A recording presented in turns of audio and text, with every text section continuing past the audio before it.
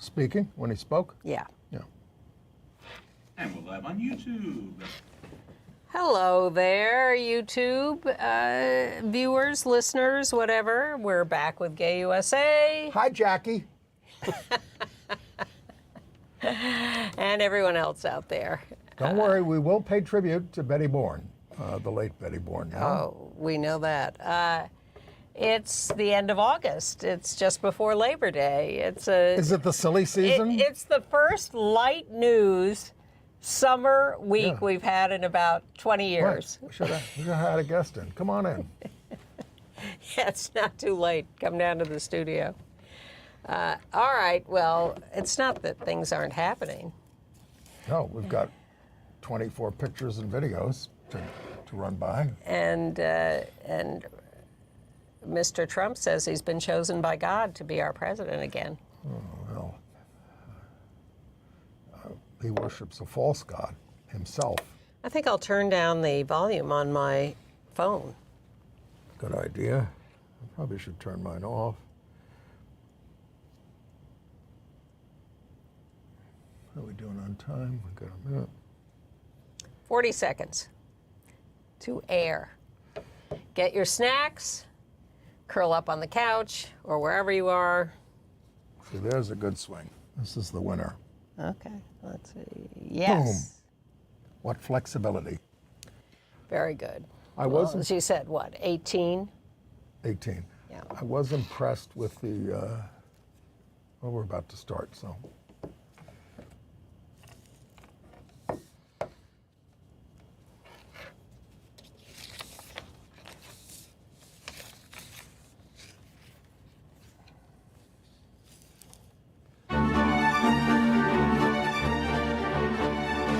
We have to really escalate the noise we make so that we'll be heard.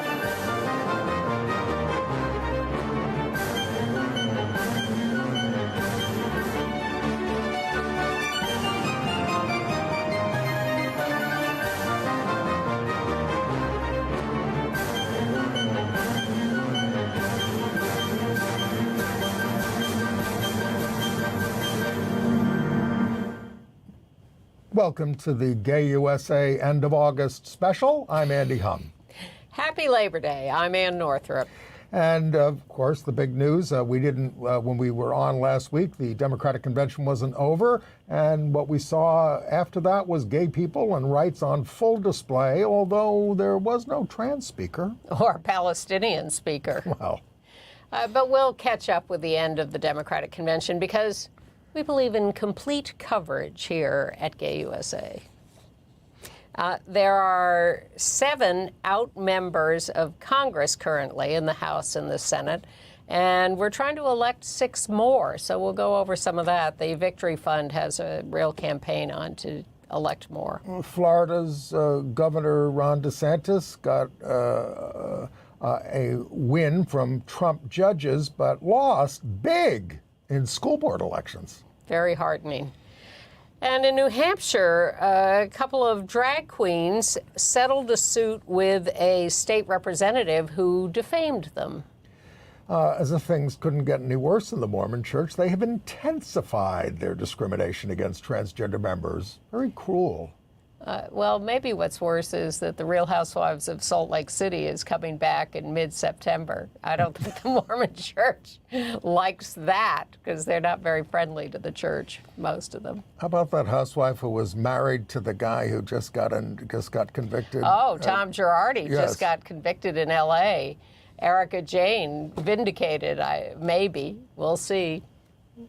Okay. But here's the great story. The head of the Republican Party in Colorado has been ousted from his job, mostly because he's so anti-LGBTQ. The Republicans have revolted. The Republican Party. All right, Jack Daniels, Harley Davidson, and Lowe's. If you patronize any of those brands, well, they're the latest to dump their support for LGBTQ inclusion. And there's another possible one on the horizon. I'll save that for when we do it. Yes, exactly. We will remember fondly the nun who stood up to the Pope in 1979 and a gay photographer who gave us a new way of looking at male sexuality. You will recognize his images. J.K. Rowling and Elon Musk, we told you about how they were being sued. Well, they're now being investigated for hate crimes in France. And Betty Bourne, leader of the legendary drag troupe Blue Lips, also a member of Hot Peaches and Shakespeare veteran, has died. We'll review that career. And what has to be our favorite story of the week, although it's a little sad, farewell to a beloved gay penguin in Australia. Well, there is an aspect to that that is amazing. So did you see any of that Democratic convention? I saw all of it, didn't you? We used to go to them. We used to cover them. We were Well, delegates. Now we're just watching on TV. Thank heavens, because being a delegate at those things is just a big bunch of nothing. And you have to wait online for 2 hours just to get in beyond the perimeter. Well, you have nothing to do. Well, you schmooze and you make connections. I mean, Yes, but that's what it is. It's certainly not having any function as a delegate for many years because all the election parts are predetermined. because you do as you're told. Well, you're elected as a delegate for the person who is Yes. predetermined as the nominee, and there may be some discussion about a platform, but as you know, my attitude is they gave up on paying any attention to the But you platform did years get Bill ago. Clinton to talk about gays and AIDS. Yes, that was 1992. You. Yes, me, with cohorts. But actually, Co-conspirators. well, the most interesting, in '96, when I first started doing this show, I was sent to cover the conventions, the Republicans in San Diego, the Democrats in Chicago. And in going to San Diego for the Republicans, I was there for Gay USA. I was also there as a member of ACT UP and demonstrating. I like to wear multiple hats. I like to think that I'm Go back. Wasn't 96 Atlanta? no, All right. San Diego. Oh, no. No, all right, go ahead. 96 in San Diego. So the NGLTF, National Gay and Lesbian Task Force, was sort of leading the demonstration effort at the 96 convention in San Diego. And I think it wasn't 92 Houston with Pat Buchanan, or was that earlier? 88 maybe? It was Bush's second one, so it That would have been 92, yes. Okay, well, San Diego, 96. So they tell us, all right, the place where he demonstrated is over here, like half a mile from the convention center. This is what the cops Right. like to say to you. And we said, no. And we went and gathered ourselves right at the front door of the convention center and were demonstrating as the delegates went in and out. And that was all fun and good and gratifying. And that was the first day at the convention. And when we came back the second day, the police had overnight erected like a 10-foot tall chain link fence all around the area outside the front of the convention center and forced us in there. It was very discouraging. They like to put us in pens. Yeah, but that was when I went in and had a little chat with Strom Thurmond as in my Gay USA role about the wonders of needle exchange. Anyway. Which he supported, and then he said, "You're a very attractive girl." No, Dick Armey said I was a very rude young Yes, he woman. did. Yes, I said he was a very rude congressman. All right.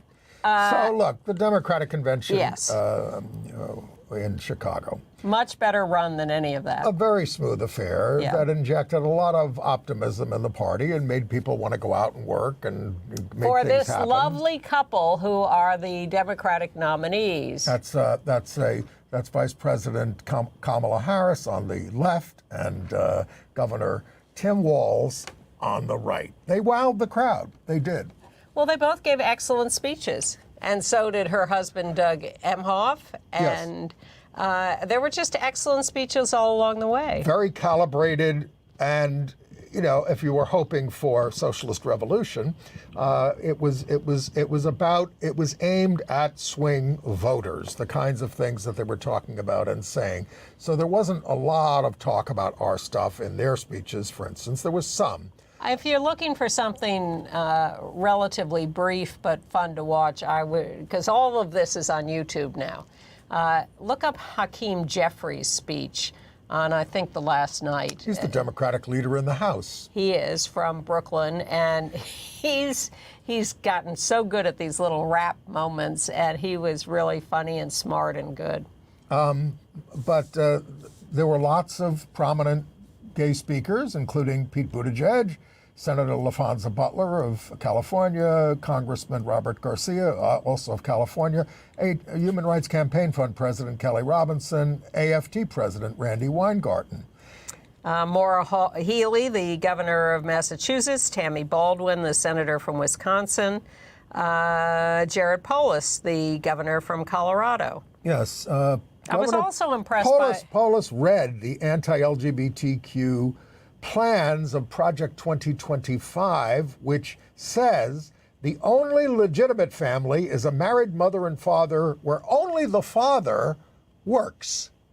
He read this. Project and this 2025. This is what they intend to implement, and they're quite open about it. The only mistake I thought they made there, because they had the big prop book of Project 2025, I thought it should have gotten bigger every night.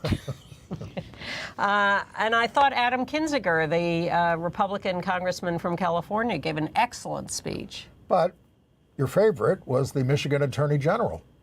Dana Nessel, you know, the women are running Michigan now, the governor, the Secretary of State, Jocelyn Benson, and Dana Nessel, Attorney General. And not just the women, but they've turned the state around, and Democrats are in control of the legislature. They really did the hard, good work on the ground, which is what you have to do if you want to turn your state around. So Dana Nessel was an independent lawyer who won a big custody case, a lesbian custody case, I think. Yeah, but a marriage case. Yeah, put her Keep the picture up. back up.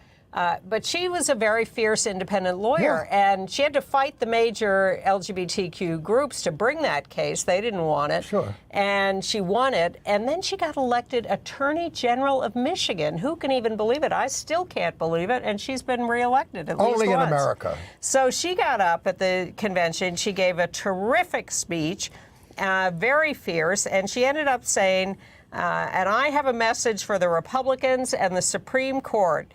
And this is why she's holding up her hand. You can pry this wedding band from my cold, dead, gay hand. Thank you, Charlotte Heston. Yes. Because that's fantastic. Because Thank you, Dana Nessel. Yeah. It also came out that, you know, we've heard all these lovely stories of Tim and Gwen Waltz sponsoring a gay-straight alliance at the Mankato High School and supporting kids coming out. I heard a news story that when they were still in Nebraska, before they went to Minnesota, they took a gay student to an Indigo Girls concert. Just to be supportive. And I'm sure that J.D. Vance is going to call him a groomer in the debate. Absolutely. Now, Governor Walz sharply denounced Republican attacks on LGBTQ rights in his acceptance speech. He said, growing up in a small town, you learn to take care of each other. That family down the road, they may not think like you do. They may not pray like you do. They may not love like you do. That's us. Mm-hmm. But they're your neighbors, and you look out for them, and they look out for you. And it seems to not be just rhetoric with him. No. No, it's the way he lives. Yeah. Have you seen the latest video of him talking about gutters? No. He's doing an interview, maybe a podcast or something. He's sitting around in his Carhartt jacket and his jeans or whatever, and they're talking about gutters. And he says, you know, you can really tell something about people by how clean they keep their gutters. And really, you need these gutter covers. Yes. And the guy says to him, you pay a lot of attention to gutters. He says, yes, I do. I look at gutters a lot. It's very cute. Sometimes they say don't sweat the small stuff, but it's a good idea if you do sometimes. Yeah. And then there was our candidate, Vice President Harris, and she did make a brief reference to us, and we have the 13-second clip. The freedom to live safe from gun violence in our schools, communities, and places of worship. the freedom to love who you love openly and with pride. What we got. And We're still the who you loves. It's all about love. Well, it is, as our friend Marnie said on this show last week, Yes. when we asked her about campaigning as a progressive Democrat. San Diego City Council member. Exactly, and daughter of my old high school friend. We asked her how you campaign as a progressive Democrat in a Republican district, which is what she did and has won twice in that district. And she said you campaign with love. And Is that going to work in the debate with Donald Trump and Vice President Harris? I think Vice President Harris will bring both the love and the outrage. But I will tell you what outraged me the most in a follow-up to the convention. I'm getting very sick of James Carville. Oh, sure, for forever. Horrible. Well, he's on, he may have said this on Bill Maher. I think I've seen him say it in several places. The trouble with the Democrats, according to him, is they've become too feminized. Feminized. I wanted to just slap him right through the TV screen. Oh, God, he won one race in 1992, and he's dined out in it forever. Terrible. He's the guy behind Clinton. So there was no trans speaker. That was a lack, and the party is strongly committed to the Equality Act that bans discrimination based on sexual orientation and gender identity. I don't think there was much mention of trans issues. Look, as we are reporting, I mean, this is the issue. I mean, Trump mentions it all the time. Sure. And so the question is, we have to find ways to talk about it. And I appreciated that the vice president, in her speech, made a very strong statement in the Israel-Gaza context about the horror of what's happening to the people in Gaza. Right. She did not hold back from that. Right. It was, she was a little even-handed, but she did not shy away from including them. All right, let's talk about the Republicans, shall we? If we must. So, Trump took the campaign to a parking garage in Michigan's sheriff's office in the town that was the state headquarters of the KKK. This is not a new strategy for Republicans. Ronald Reagan opened his campaign in Philadelphia, Mississippi, where Cheney, Schwerner, and Goodman were killed. And it's all very pointed. And went to the Bitburg Cemetery in Germany, where the Nazis were buried. So, anyway, he was endorsed this week by we have a picture of them, the certifiable Robert F. Kennedy Jr., who recently, within the last month, called Trump barely human and probably a sociopath. Probably, you think? Now, Trump, not too long ago, just called RFK Jr. the dumbest member of the Kennedy clan. So these are the two people embracing each other. Well, this is a country with very short-term memory. Voila. At least RFK's family wife has said, yes. I'm not backing Trump. Cheryl Hines. I love you, honey, but I'm not backing him. The rest of the Kennedy family, of course, most of them have condemned him for what he's doing. I'm sort of amused that RFK Jr. and Tulsi Gabbard and a few others have been made co-chairs of the transition team. Honorary co-chairs. Yeah, well, the last person with that job was Chris Christie, who, the minute Trump got elected, was... So how about that J.D. Vance? He's now saying Trump's not going to sign a national abortion ban. Of course, that's a lie. Total lie. Of course, you also can't see. All you had to say was Congress isn't going to pass a national abortion ban, which is, as long as you've got the filibuster, likely not to happen. We can only hope that this peels off some abortion hardliners. I suspect anti-abortion activists will sue using the 1873 Comstock Act. Yes, of course they will. To stop abortion pills from going through the mail and therefore stop most abortions. Mifepristone. Well, the thing that is sort of getting under my skin a lot these days is when they keep insisting that they are the party that supports family values and the health and welfare of families in the United States, and the heck with the childless, this is all about families. And then they vote against every piece of legislation, whether it's the Family Medical Leave Act or child care or whatever, child care credits. And I don't think they're called enough on that. Certainly not by the press. No reporter confronts them about this. J.D. Vance didn't even show up for the Child Credit Act, which he's been, It didn't matter. It wasn't going to, my vote wasn't going to count. Well, as you know, the attitude is we're not giving the Democrats a win on anything. Yeah, but reporters are giving them a win by letting them get away with these statements without doing the simplest, simplest fact check. The cover of the New York Times today, I got the physical paper still. Me too. Re-indictment of Trump is in a little box on the bottom of the page. That should be a banner headline. The Republican candidate has been indicted again. Yeah. Instead, we have banner headlines picking at Kamala. Okay. All right. So Tony Perkins, who's the president of the Family Research Council, said of Trump's stand on abortion, "God have mercy on this nation if that is now the position of what is now the what was the pro-life party." But Trump says, "My administration is going to be great for women and reproductive rights." To which Elizabeth Warren said, "Women are not stupid." Vance, by the way, is disturbed by teachers who without kids, who are trying to brainwash our children, and he specifically went after Randi Weingarten, who has stepchildren with her wife, Rabbi Sharon Kleinbaum. He said Randi should have her own kids and leave ours the hell alone. Will someone please stand up and say, so you're against step-parents, you're against blended families, you're against children coming from any adoption, IVF, anything other than born to the wife of father.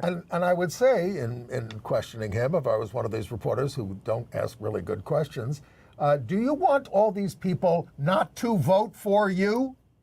And of course, then they go, oh, whoa. Although I do remember Scoop Jackson was running back in '76 for president, a conservative Democrat from Washington State. Yeah. And he was attacked by the Gay Activist Alliance, and they had it on film, and he goes, "I don't want your votes. I don't want your votes." Oh, that's been said by many. Okay.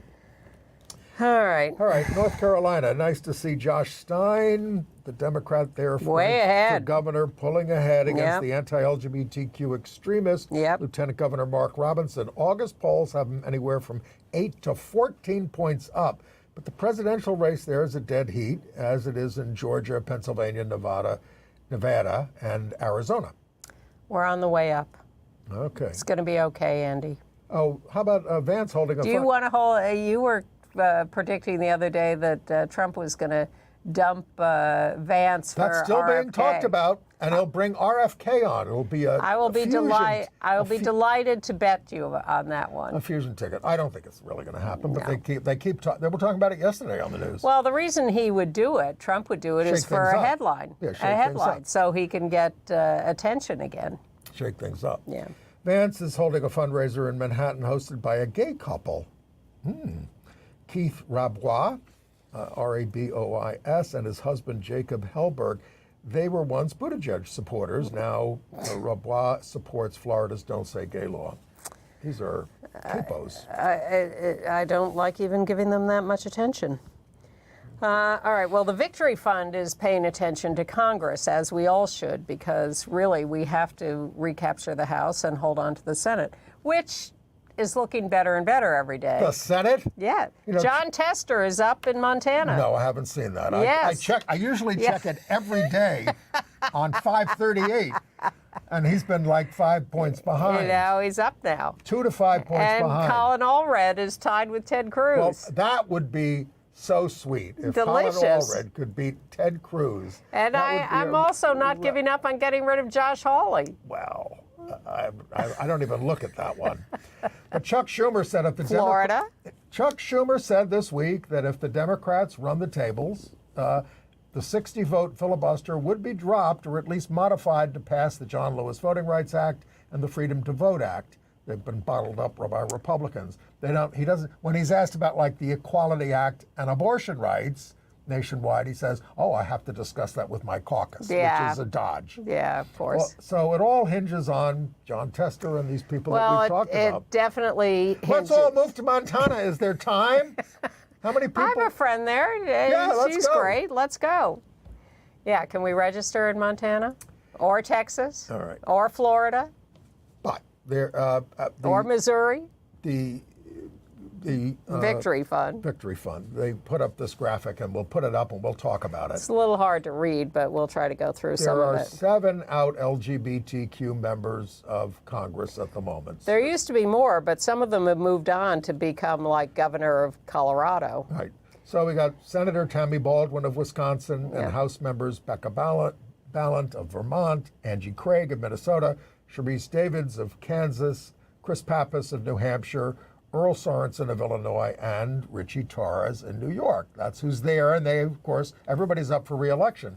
But there are a bunch of candidates. There are 6 more. Well, let's talk about the incumbents for a second. I was worried about Tammy, but I think Wisconsin. She's running against a guy from California. Yes, she is, but he's got a lot of money.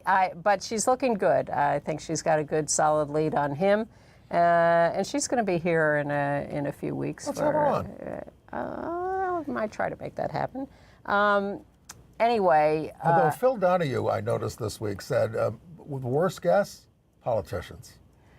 Absolutely. Because they have to be careful in what they say. Very careful, yeah.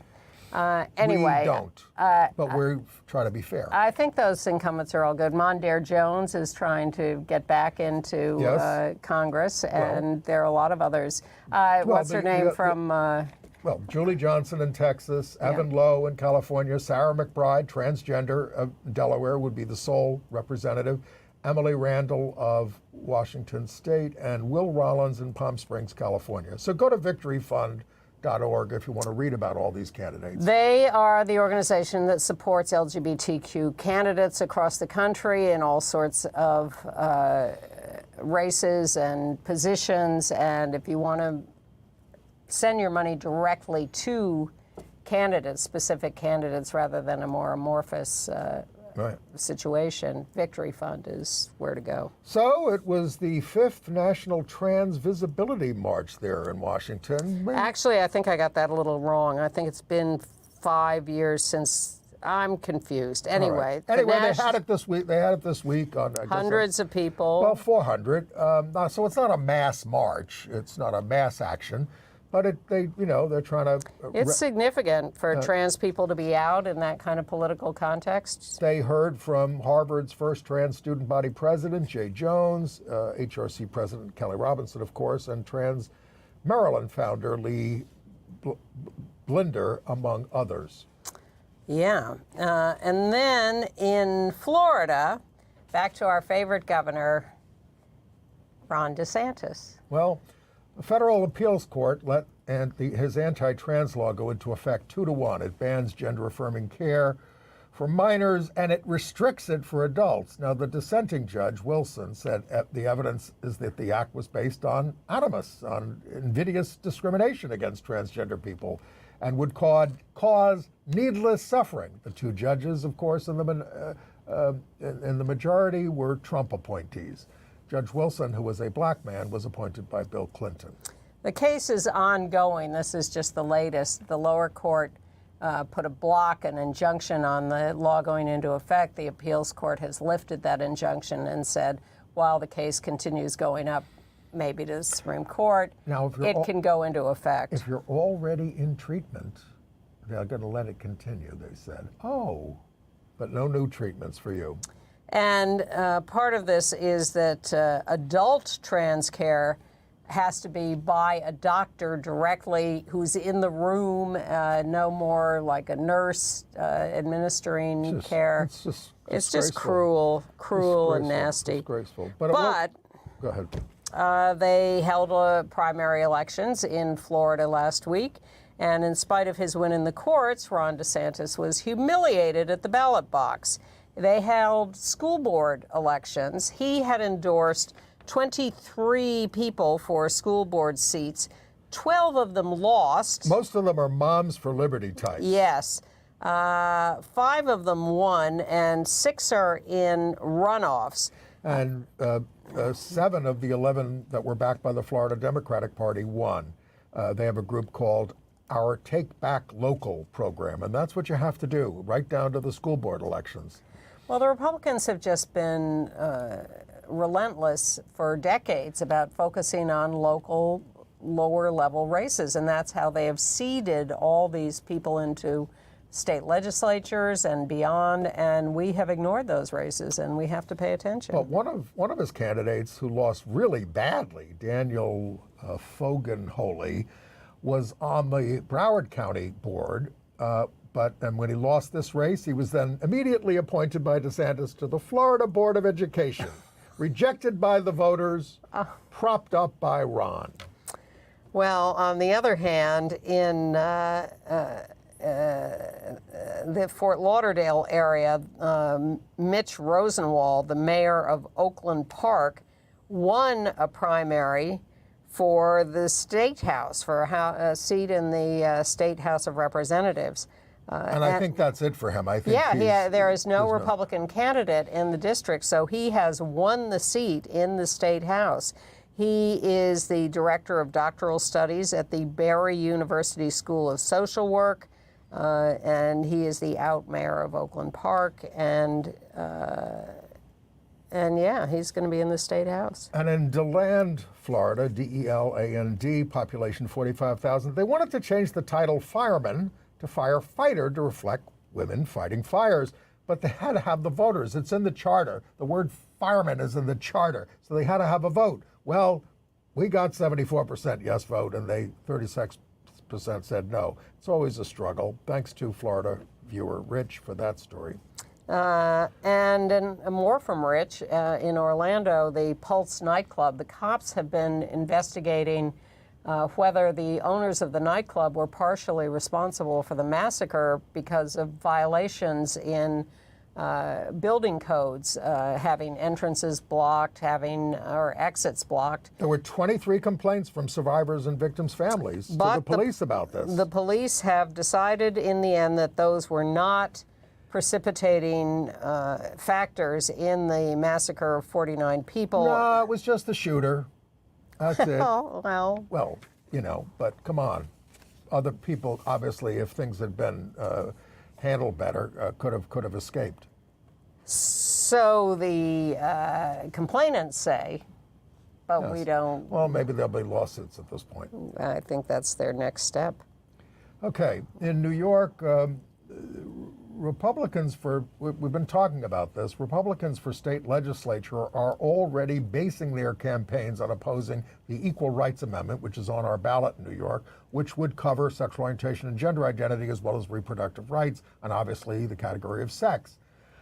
They're saying it will let trans athletes compete against girls and women born that way.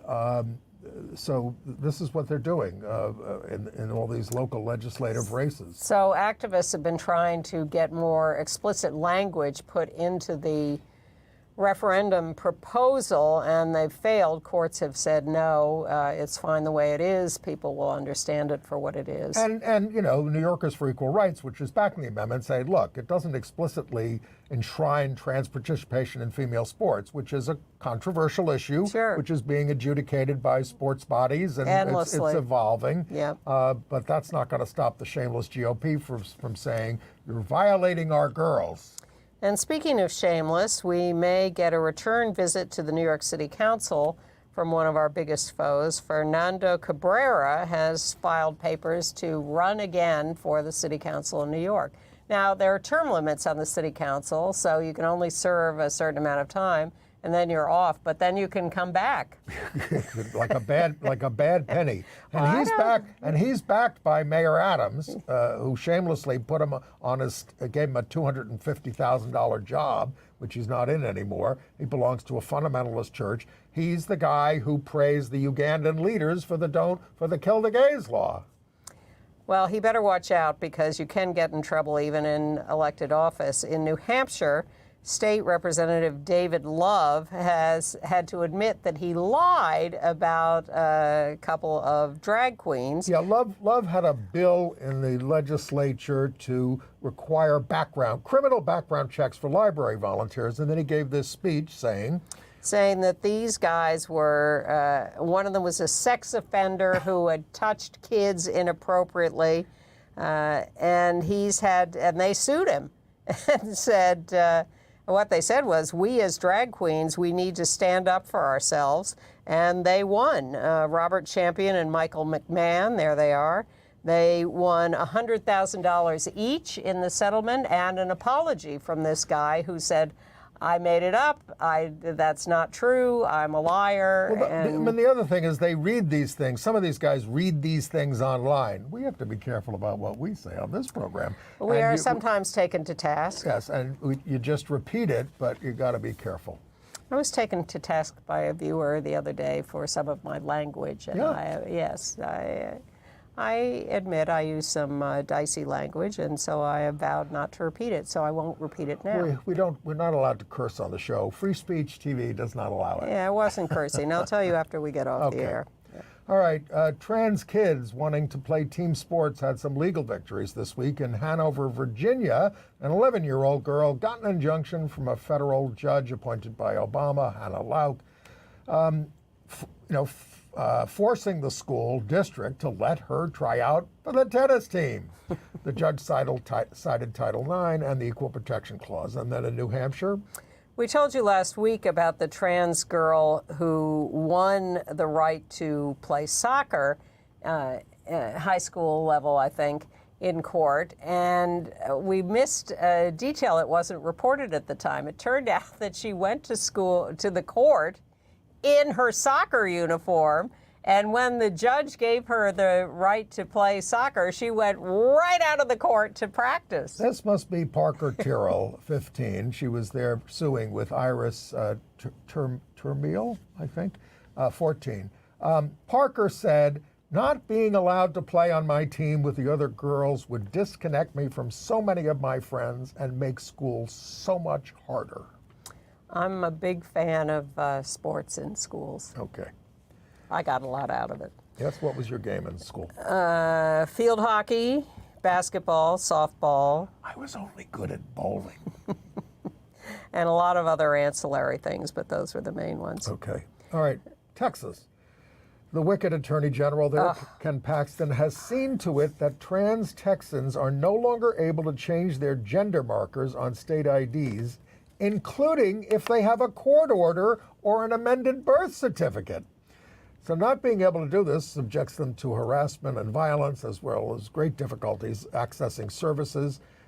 It will also subject them to involuntary surveillance for trying to update government documents at the Department for Public Safety. And they're now going to be put into a database. Look, this is not fascist stuff.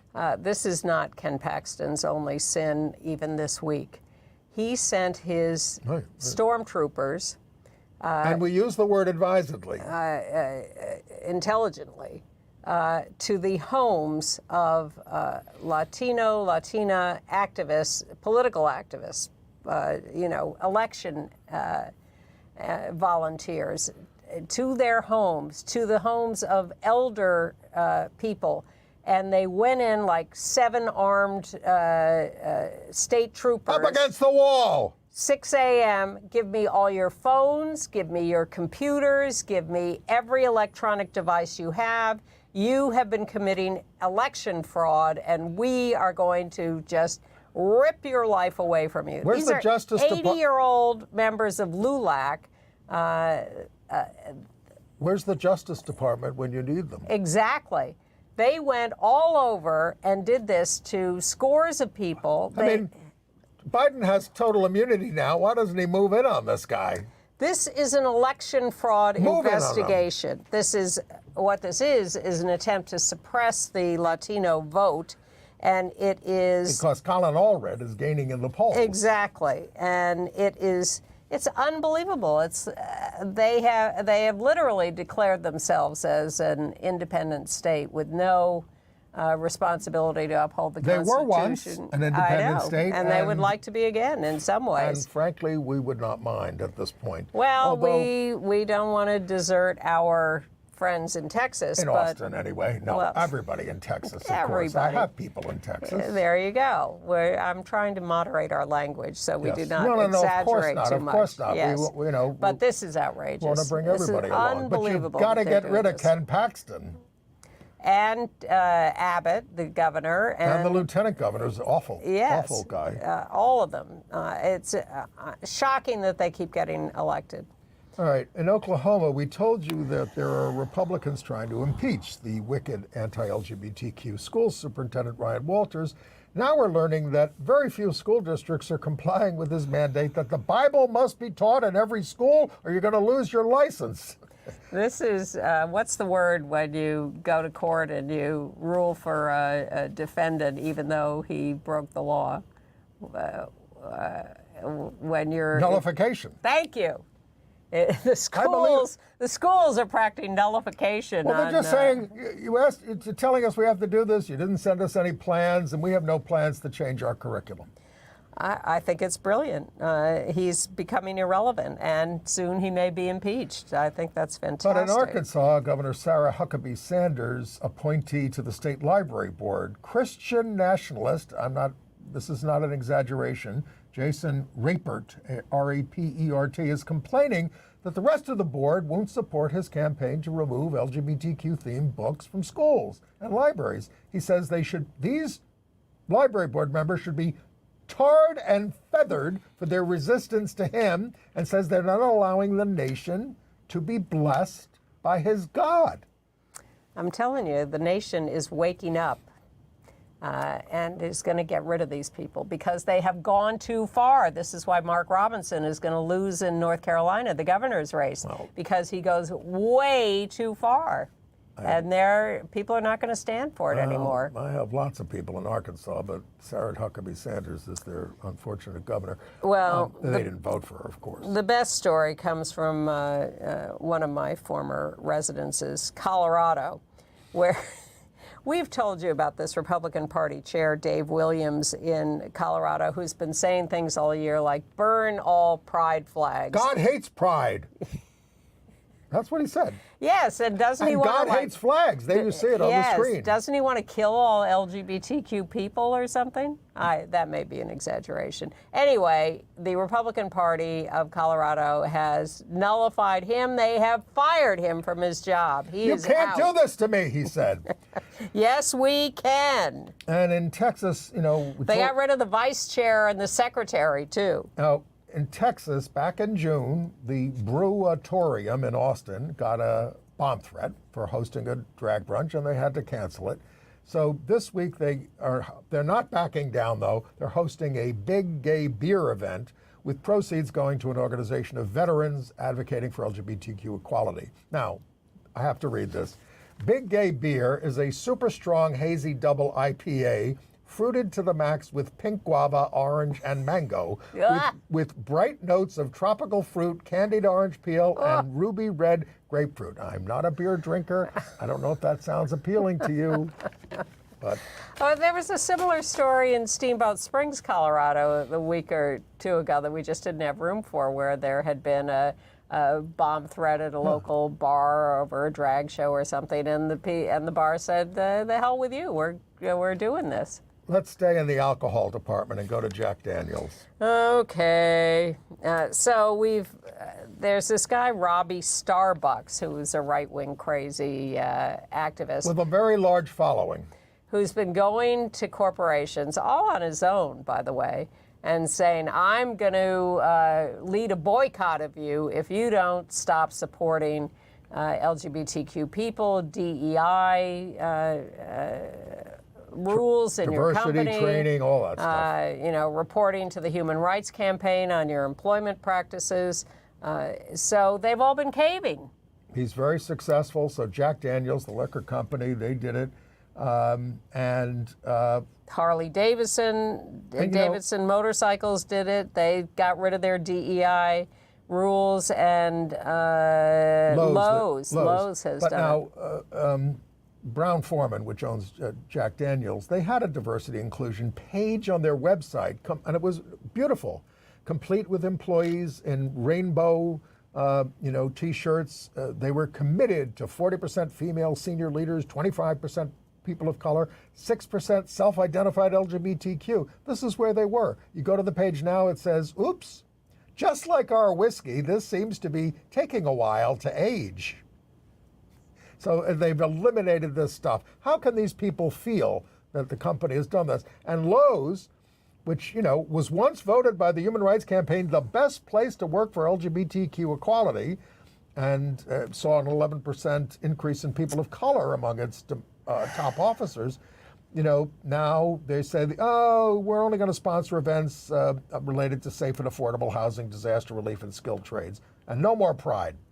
Well, the sad thing is that historically these boycotts don't work until there was the Bud Light thing about having put the trans influencer on a Bud Light can, a special edition can, and the right-wing Bud Light drinkers went crazy and tanked the stock of Bud Light and the sales. But that, I think, is one of the few boycotts, corporate boycotts that's ever worked, but it has scared now corporations. Next up, I read this morning, maybe Ford Motor Company.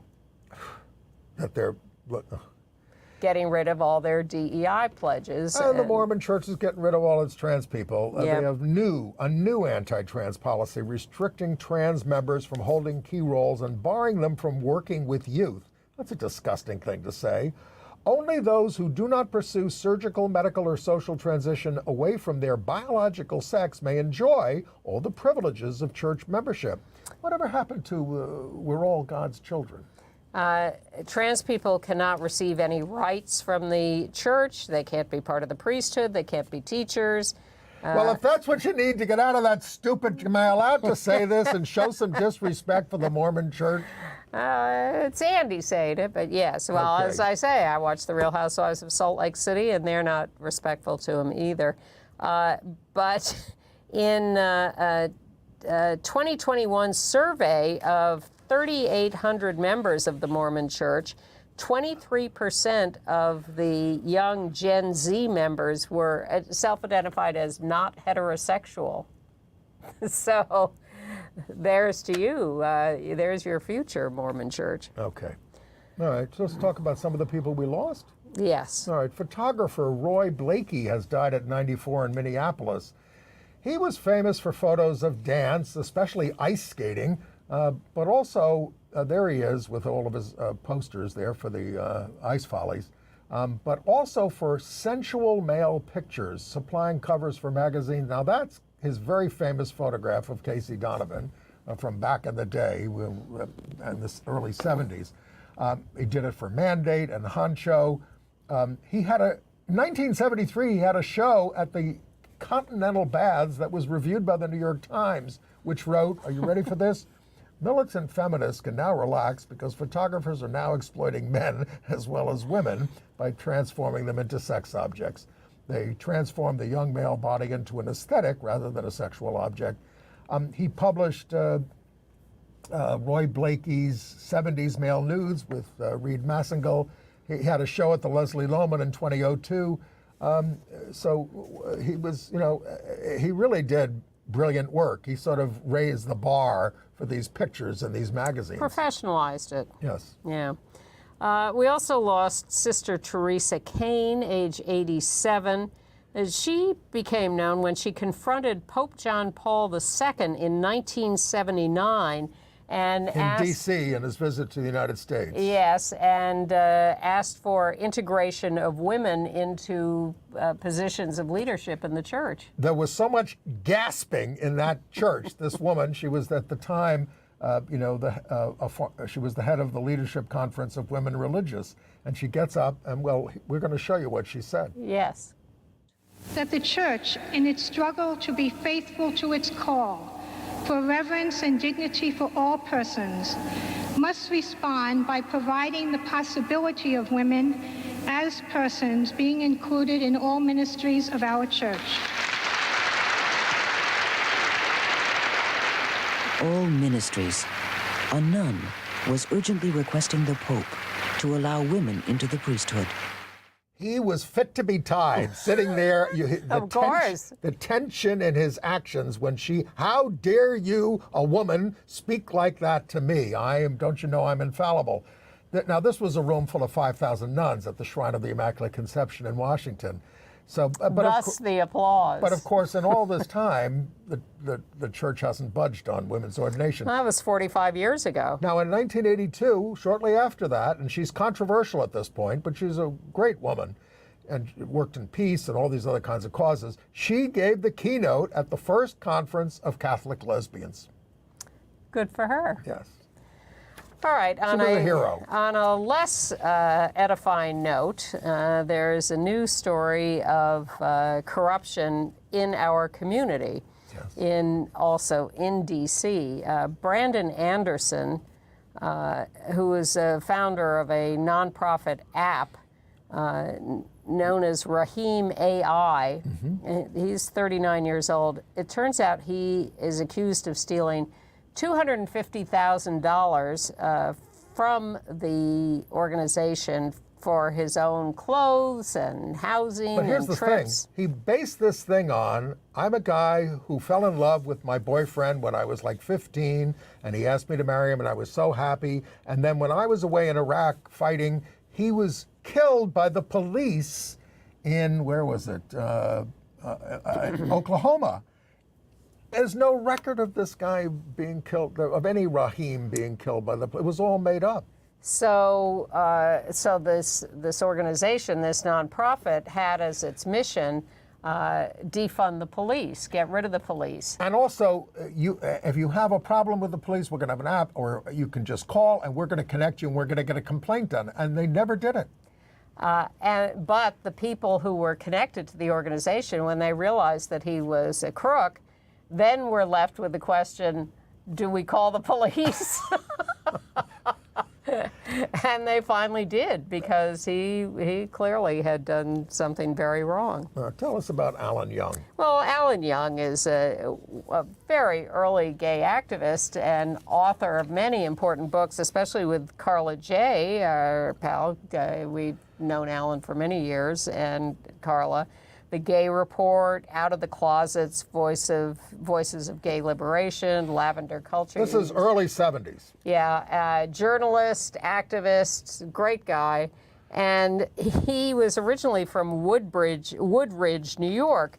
And Woodridge, New York has erected an historical marker there in the town called the Borscht Belt Historic Marker, because it's in the Catskills area, I guess, and it includes mention of Alan Young as a gay activist and author. And there he is visiting the historic marker, and I think that's pretty cool to have yourself on a historic marker there. Especially in the if it's of the about the town. Borscht Belt, because we're into integration. We're trying to integrate into society. Exactly. So congratulations, Alan. That's a great triumph. All right, international? No, Betty Bourne. Well, unless that's the international. The yes. segue to international. Yes. Yes. Betty Bourne was the founder of the legendary British drag troupe Blue Lips. Has died at the age of 84. Also an actor and activist. Started with the New York-based gay cabaret troupe Hot Peaches in the mid-70s. Put his early acting career on hold in the 70s to work in the Gay Liberation Front in London. Lived in a gay commune in Notting Hill. Started wearing drag, changed name from Peter to Betty, said dressing up was fun, even if it scared some of the other activists. Then founded Blue Lips in London after Hot Peaches. Inspiration came from the story of the Ugly Duckling. The group, Blue Lips, combined political comedy, tap dancing, singing with men in clown-like costumes rather than female attire. It was kind of drew on panto and Hollywood glamour and Broadway. They tried to look as if they were down on their heels when they were doing it. It was quite hilarious. I got to see them back in the, I guess, early 80s maybe, or maybe it was the late 70s.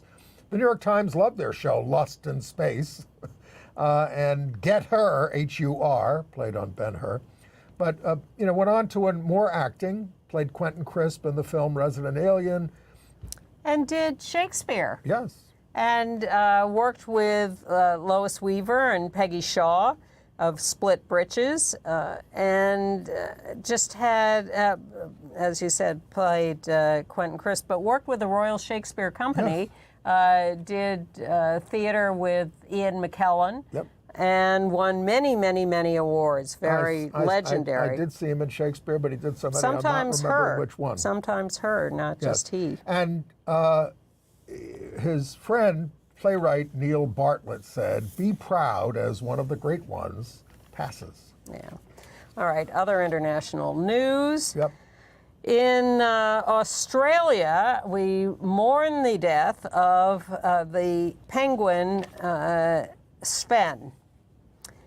Sven was, there on the right in the front of the picture, was famously partnered with Magic, his male penguin partner. They raised a chick together, a chick whose egg had been rejected by another penguin. So they were given the egg, and they hatched it and raised the chick together at the Sea Life Sydney Aquarium. They had a 6-year relationship, and they only had eyes for each other. And when Sven died, the zoo people took Sven's body to show Magic that Sven had died. Yes. And Magic started singing. Yes. And all the other penguins started singing. I've been searching high and low for that video. I have not found it. Must have been a very moving scene. Very. You know, originally they were given a fake egg to try them out, and they were very good with that. Then they gave them a real egg, and then they hatched 2 chicks over the years, Lara and Clancy. Yeah. Well, the first one was originally named Svenik, to be both Sven and Magic, but then they changed the name. But very famous couple. All right, so that was a sweet story. Yeah. And of course, then there's also the flamingos, right? Yes. Same-sex flamingos hatched an egg in the UK. Devon. Painter Zoo. Yeah. So, you know. Arthur and Curtis have hatched an egg and raised a chick at the... this isn't perversion, it's nature. Yes, exactly. Well, we keep trying to make that We said last point. week that the women's gold medalist in boxing, Algerian boxer Imani Khelif, had filed lawsuits against Elon Musk and J.K. Rowling for harassment due to gender, public insult because of gender, public incitement to discrimination, and public insult because of origin. These things are taken seriously under French law and are now being handled by the country's National Center for the Fight Against Online Hatred and the Central Office for the Fight Against Crimes Against Humanity and Hate Crimes. Nice. Formidable. So her lawyer said Donald Trump could be targeted by the investigation as well. They could all face trial and 2 years in prison and stiff fines. Stay out of France, Donald. And in Australia, a trans woman, Roxanne Tickle, has been awarded $10,000 and court costs by an Australian court. She was barred from a women-only social media platform called Giggle for Girls, and she won this case on the basis of sex discrimination. In the United Kingdom, the NHS has announced a Hillary Cass-like review of adult gender clinics now, having purged them for youth. This will be run by somebody named Dr. David Levy, who has no special expertise in the field. It's all being done by politics, and I hate to see the Labour government with the NHS allowing this to happen. But I'm happy to see that trans youth, angry about all of this for them and the adults, are camped outside, or have been for the last few days, at the Department of Education in London.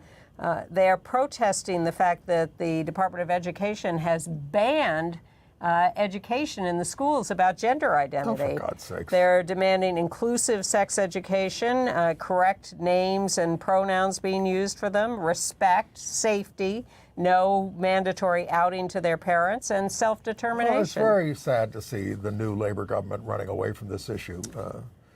But we'll end on a lighter note. The Paralympics have now started in Paris, and there are out LGBTQ contestants. So far, Out Sports is counting 38 of them, mostly in basketball and rowing. And Barbara Butch, who got in trouble at the opening ceremonies of the other Olympics, carried the torch for the opening of the Paralympics. And we're down to our last 30 seconds, and Mpox is really something to worry about. It's spreading around the world now, slowly, but it's mostly in Africa. And get your 2 doses because this one can be lethal. I went in on a nicer note. And the nicer note would be if the vaccine producer would give the 10 million doses they need in Africa to stop it. Yes, we'll be back next week. Bye.